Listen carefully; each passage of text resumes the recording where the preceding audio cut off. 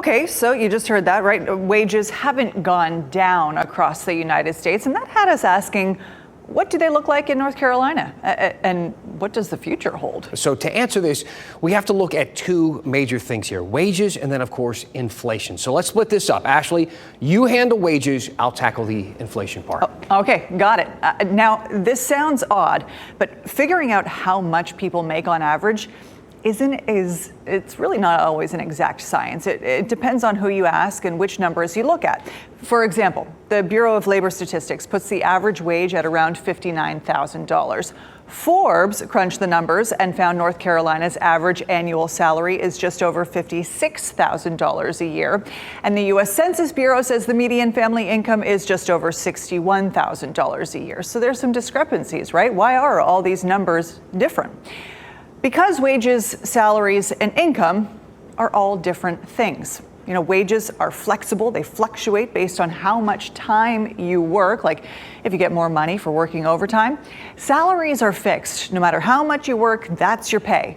And incomes really factor in a big umbrella. That includes all the ways you make money, whether it's through your job, trading stocks, betting a couple bucks on the Canes game. And since more than half of American workers are paid hourly with wages, we want to focus on that, okay? In 1974, the average hourly wage in North Carolina was $3.28, less than half of today's minimum wage. You do the math, and that means on average, a 40-hour work week paid about $6,800 a year. Oh, that's it. Today, the average hourly wage in North Carolina is $28, adding up to $59,000 a year.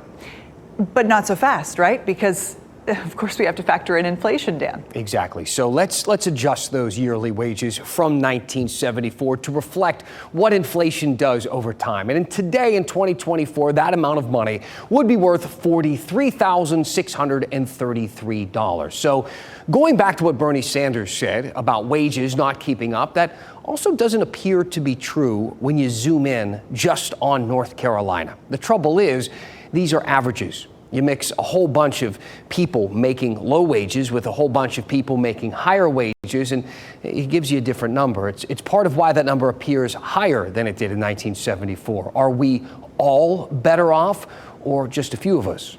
Consider this. Prices have gone up 21% in just the past 2 years. They've gone up 31% in the past 10 years.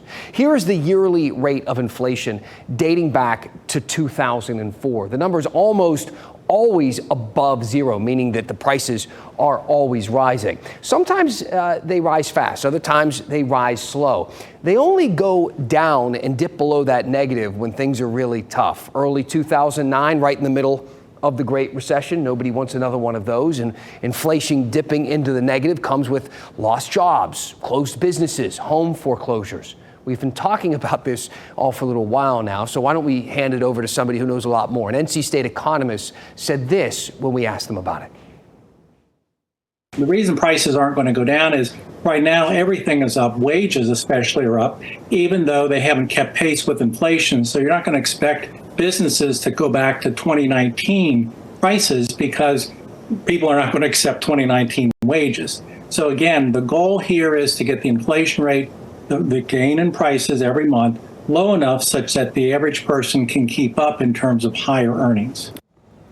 I know this is a lot to chew on, right? We've just thrown a lot of numbers at people, but really what this all boils down to is, do prices need to go down or do wages need to go up? So it's a delicate balance because, no matter which direction one of these numbers goes, the other will respond accordingly. What do you think the answer is?